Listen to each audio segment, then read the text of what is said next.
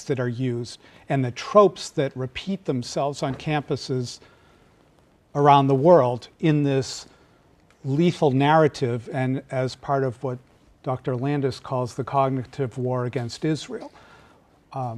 So today, very briefly, I wanted to go over some of the manifestations of this new anti-Semitism that is a combination of what Israel has been made to look like to the world through the eyes of those who wish to weaken and destroy it. When I give these lectures, I typically like to refer to Melanie Phillips' remarkable book, The World Turned Upside Down.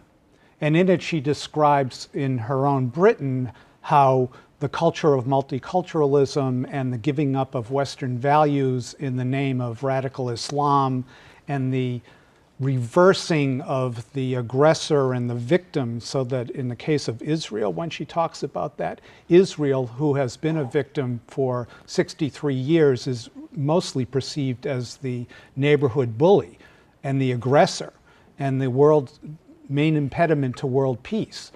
And on campuses around the world, nowhere is it more clear and pervasive that the world has been turned upside down, that the true narrative about what Israel really is and what it does has been flipped on its head with lies and distortions and academic and pseudo-academic conferences and events and publications that give some credibility to what is really a distortion of fact, a remaking of what Israel represents, and in a vicious and sometimes, again referring to one of Richard's great quotes, a morally sadistic way turns Israel's and Israelis into the new Nazis, as we've seen in a number of instances in earlier talks. So today I'm going to talk to you briefly about this concept that I've come up with, that Israel's brand has been hijacked. There's a book called Brand Hijack, written by Alex Wepperfurth, who's a marketing consultant in England.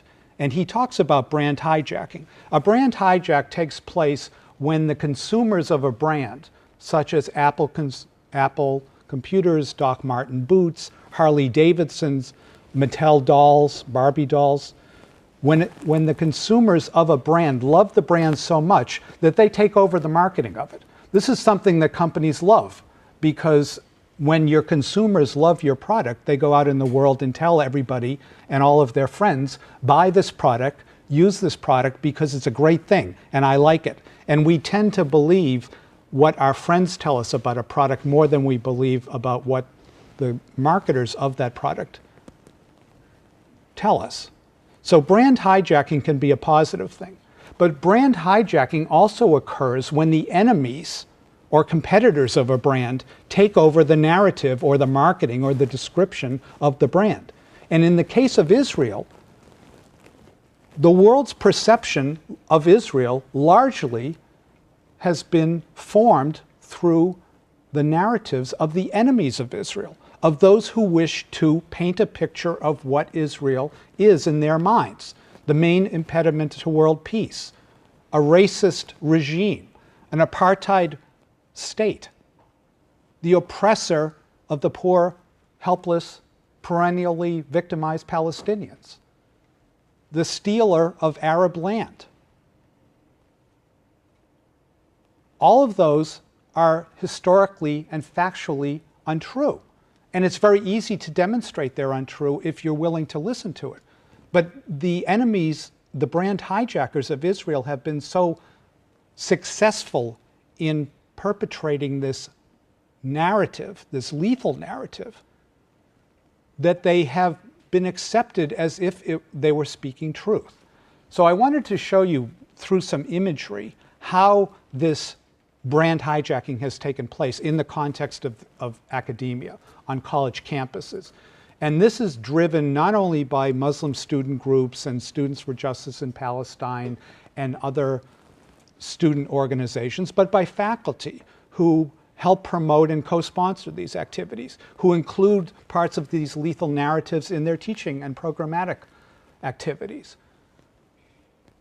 who are in many ways legitimizing some of the false narratives by giving academic credibility to it, because they're running Middle Eastern studies departments, or they're sponsoring colloquia, or they're speaking at conferences like this that are designed to be totally one-sided with no representation or input from the other side. And so that the conclusions that these conferences and academic events reach are not only reliably one-sided and biased against Israel, but factually untrue and violate what we would hope goes on in universities.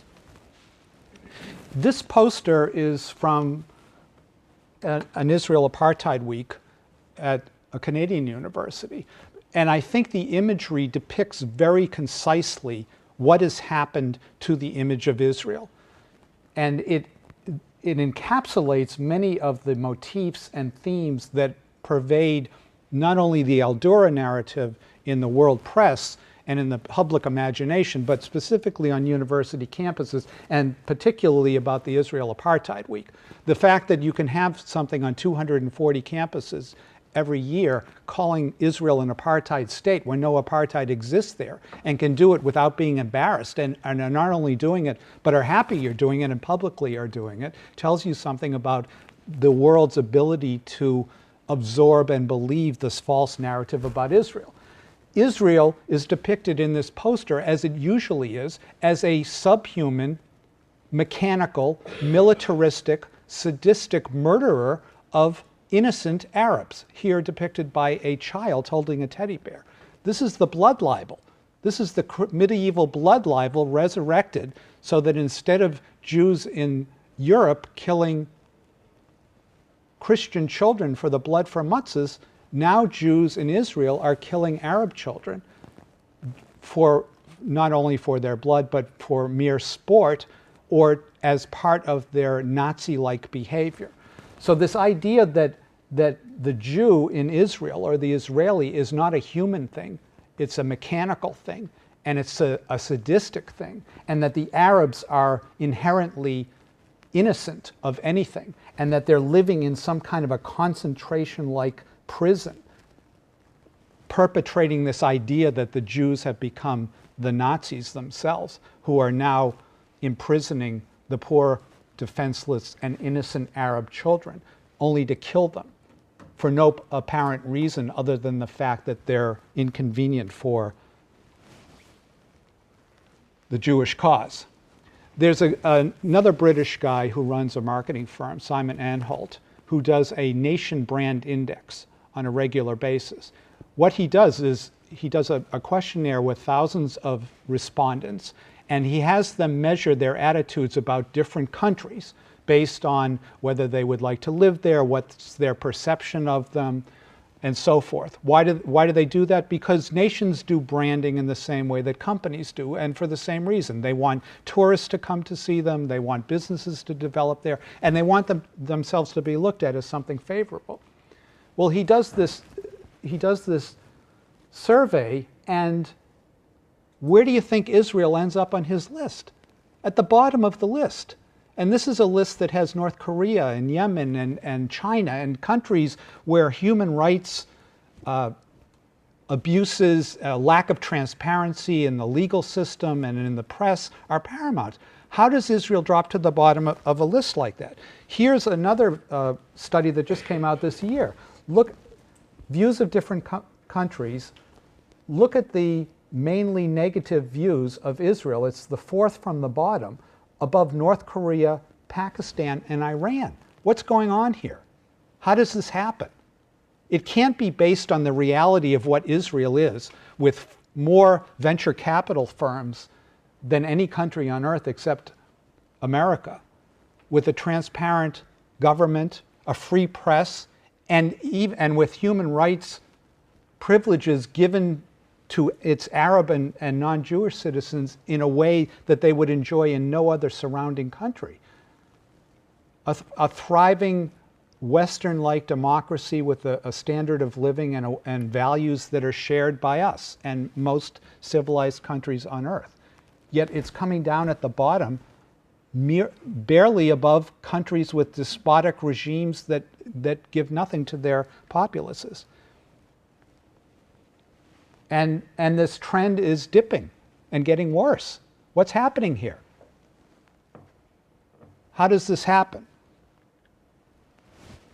So Israel does its own branding, as you know. That one on the far left, Maxim magazine in the early 2000s said, well, how could we appeal to young men and get them to like Israel better? So they did a pictorial shoot of women of the IDF in bathing suits. And here's other tourism type of promotions, which is typical of the way that we would speak of ourselves if we were a country that wanted to attract the world's attention and to like us. But how is Israel branded by its enemies?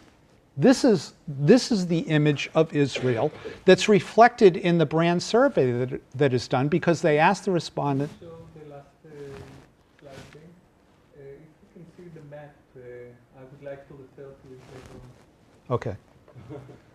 Perhaps turn the lights down so it's visible. Turn on tips.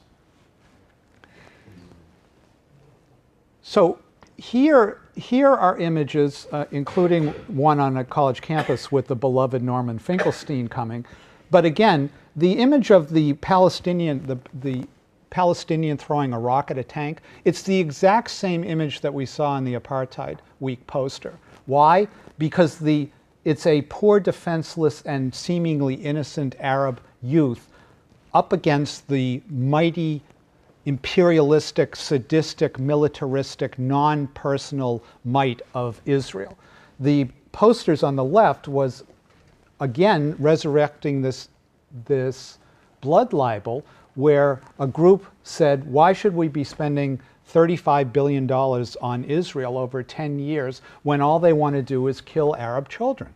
As if that's Israel's reason to exist. Of course, absent from any of these conversations is why there's a so-called apartheid wall in Israel. It wasn't built to separate colored Arabs from white European Jews. It was built to keep Jews from being murdered by terrorists. So the security fence has a reason for being there, but of course that's never discussed in the conversations about it when it's alluded to as an apartheid wall.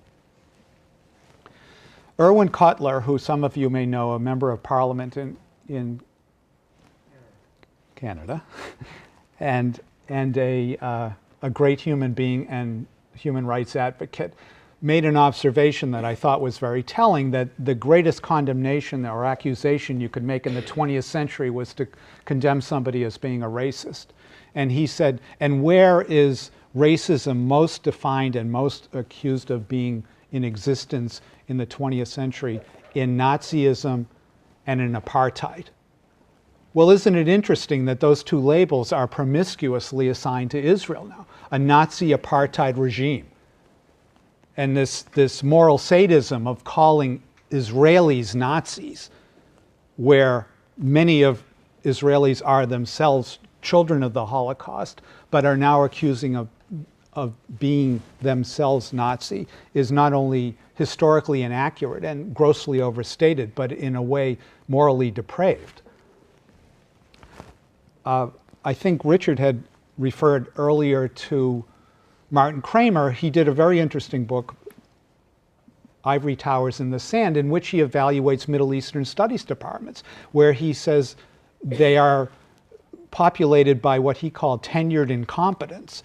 These people that have been recruited to in a kind of Arab and Middle Eastern affirmative action program, where entire departments have been hijacked by people that have one agenda, one outlook on the Middle East, with, as Ruth Wise said, they were obsessed with the obsession of the Palestinians, to the extent that all of these so-called scholars of the Middle East and Middle Eastern studies were asleep at the wheel. They didn't see the rise of Islamism. They didn't see 9/11 coming. They were too concerned about state building of all the depravities of Israel and the necessity to bring to statehood the Palestinian cause.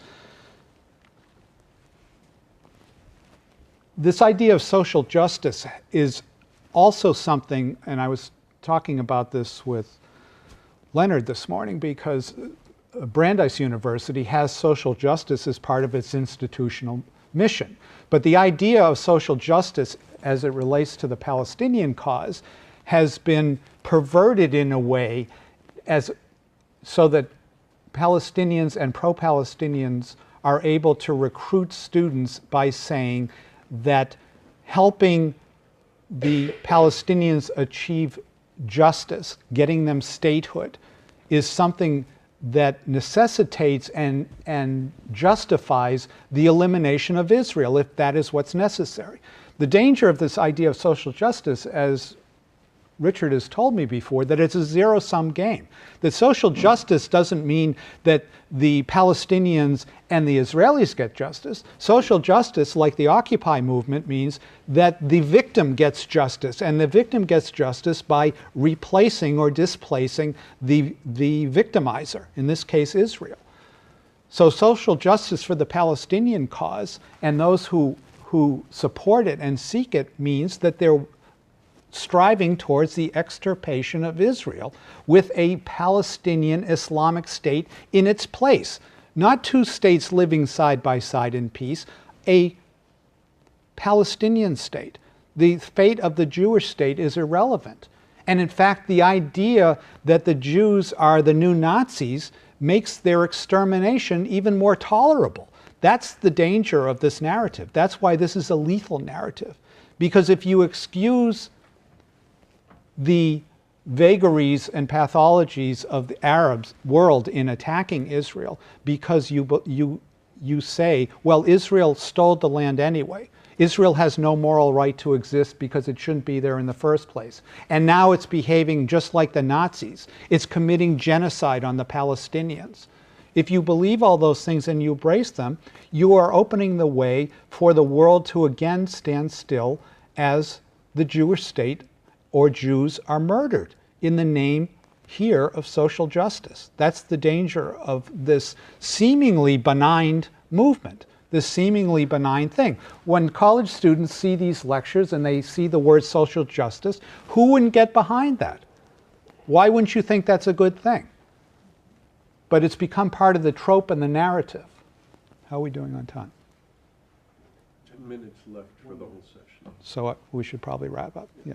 All right, so I want to give you guys an opportunity to ask questions of any and all of us. So this is a 60-slide deck, so I usually do 3 hours and no questions.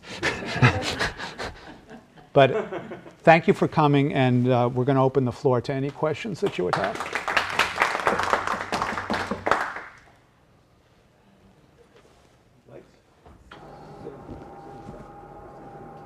Sim, you want to moderate?